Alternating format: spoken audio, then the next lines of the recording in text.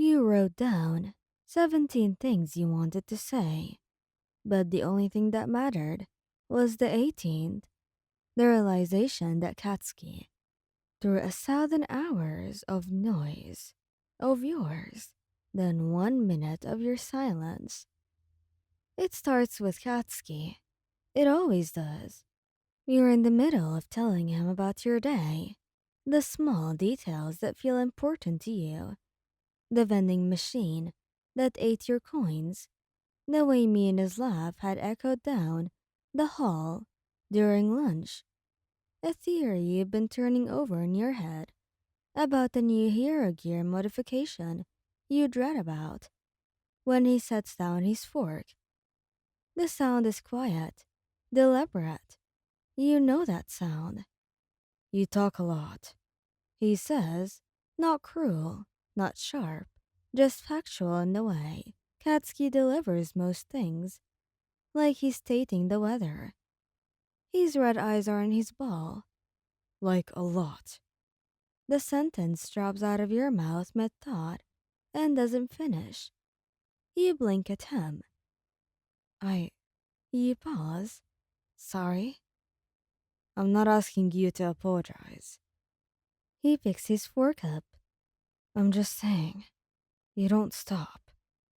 Something small and uncomfortable curls behind your sternum. You open your mouth and then you close it.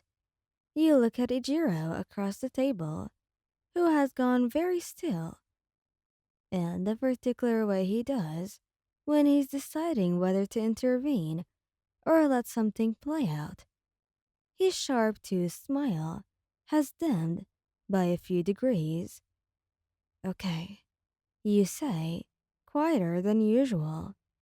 You eat the rest of the dinner in near silence, and neither of them seems to notice that you've swapped one habit for another. Ajur notices 2 days later. He notices because he's the one who always does. That's the unspoken architecture of the three of you.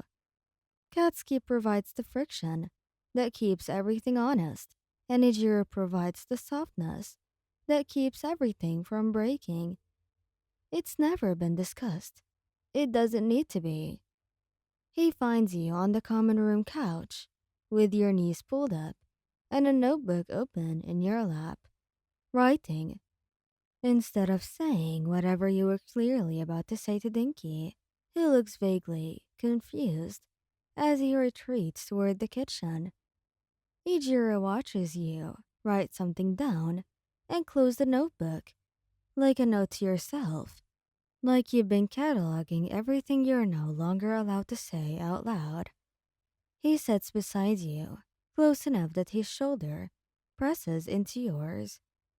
Hey, hey, you say. Just that. He waits. You don't feel the silence. And that's when he knows.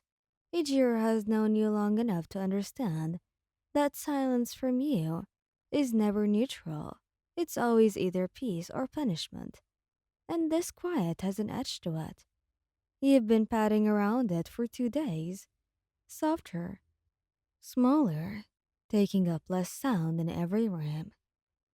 Was it what Bakugou said? He asks. You turn a page in your notebook that has nothing written on it. He wasn't wrong. That's not what I asked. You look at him then, and something in your expression is careful in a way he doesn't like. Measured, like you've been practicing it. I do talk a lot. It makes sense that it bothers. Did I say it bothers me? Ijiro. Because it doesn't. His voice is steady, earnest in the full body way that's uniquely him, like the feeling lifts somewhere in his chest and just climbs out through his words. I love when you talk. I love all of it. I love when you tell me the same story twice, because you forgot you already told me. And I love when you narrate the show we're watching while we're watching it. And I love. He stops himself, jaw tightening slightly. I'm going to talk to him. Please don't. He made you quiet. He told me the truth. There's a difference between truth and being careless with someone. Ajur says it simply, not with anger, just with the calm certainty of someone who has thought about this for exactly 2 days and arrived somewhere firm. You don't deserve to shrink. You look at your notebook. Something in your shoulders goes loose, like a knot releasing. I just thought maybe I was too much. You're not too much, he says, immediate, before you've even finished. You're exactly enough. You're our exact amount of enough. You hear me?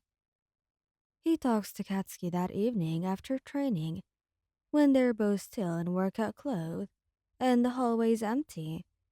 Ijiro doesn't raise his voice. That's never been his style. He just says it plainly. She's been writing things down in a notebook instead of saying them out loud. 2 days, Katsky.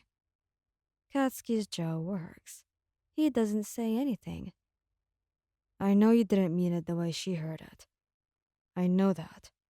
But you've got to know she's gonna carry it differently than you would. I wasn't trying to. Katsky stops. I was just saying it got loud sometimes. Then you should have said that, not made her feel like her voice takes up too much space. Katsky is quiet for a long moment. It's not a defensive silence, which tells Ijiro everything he needs to know. Is she pissed at me? No. That's almost worse. She's just smaller. He comes to find you himself, which is the part you don't expect. You're on the roof when the door opens, notebook in your lap, and Katsky drops down beside you with the practiced ease of someone who has sat in exactly this spot too many times before. He doesn't bring an apology gift or soften his posture.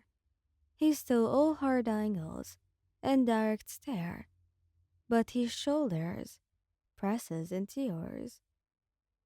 I didn't mean shut up. I meant sometimes I need a second to catch up with you. And you move fast. That's different. Yeah, well, I should have said that. I wrote down 17 things I wanted to say. In 2 days. You can say all of them. Right now? Yes. Right now. So you do. You open the notebook and you talk. And the city hums below you. And Ajir appears a few minutes to sit on your other side, like he always does. Like you always knew he would. And Katsky doesn't check his phone once. He just sits with his forearms on his knees and his eyes on the horizon, and he listens to every word you say. Thank you guys for listening. I hope you like this video. Please don't forget to subscribe, like, and share, and goodbye.